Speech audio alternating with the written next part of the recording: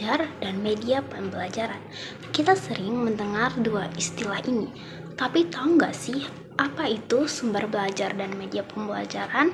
Halo, aku Miranda Bella dari kelas B PBSI 2023 NIM 42. Pada kesempatan ini, dalam video ini aku akan kembali bersama teman-teman dalam mata kuliah belajar pembelajaran bab 6, yakni sumber belajar dan media pembelajaran. Mari kita bahas. Apa sih sumber belajar itu? Sumber belajar itu adalah segala sesuatu di sekitar peserta didik yang dijadikan sarana belajar dengan tujuan tercapainya tujuan pembelajaran. Nah teman-teman, sumber belajar ini sangat penting digunakan sebagai materi dan sebagai pemecahan masalah. Teman-teman tahu tidak sih, sumber belajar itu sangat beragam. Misalnya, berdasarkan bentuknya, sumber belajar dapat berupa berbentuk cetak, non-cetak, dapat berupa kegiatan, dapat berupa lingkungan, dapat juga berupa fasilitas, misalnya museum. Kemudian, berdasarkan tujuannya, sumber belajar dapat diklasifikasikan sebagai dua bagian. Yang pertama, yang memang dirancang khusus untuk tujuan pembelajaran, dan yang kedua yakni sumber belajar yang sudah ada namun tidak dirancang secara khusus untuk pembelajaran namun dapat digunakan sebagai bahan belajar. Yang ketiga, berdasarkan cara mendapatkannya. Ada yang berbentuk visual, audio visual, dan audio.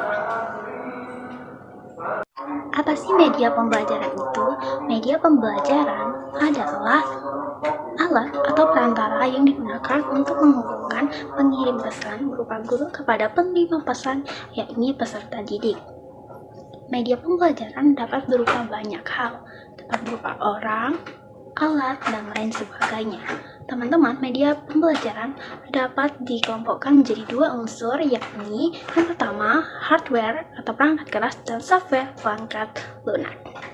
Mari kita bahas macam-macam media pembelajaran. Teman-teman tahu tidak sih, ada begitu banyak pengertian terkait media pembelajaran. Para ilmuwan memberikan banyak pendapat terkait apa itu media pembelajaran. Salah satunya adalah pendapat yang dikemukakan oleh Anderson. Anderson mengelompokkan media pembelajaran menjadi 10 bagian, yakni audio cetak, proyeksi visual diam, proyeksi audio visual diam atau film bisu, audio visual gerak, yakni misalnya film, kemudian ada manusia dan lingkungan, ada objek nyata, dan yang terakhir ada komputer atau CAI. Baiklah teman-teman, itu dia tadi macam-macam media pembelajaran. Teman-teman, kita sering tentunya mendengar istilah sumber belajar, media pembelajaran, dan alat peraga. Lalu apa sih hubungan dan perbedaan ketiganya? Teman-teman, ketika elemen ini saling berhubungan dalam proses belajar pembelajaran, ketika elemen ini tidak dapat dipisahkan. Media pembelajaran berperan sebagai alat yang digunakan untuk melaksanakan kegiatan belajar yang berdasarkan kepada sumber belajar yang disebut juga sebagai materi yang nantinya akan diberikan kepada peserta didik.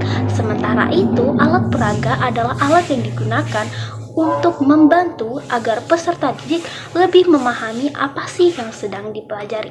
Jadi, alat peraga adalah alat atau sarana yang digunakan untuk memperjelas apa yang sedang dipelajari.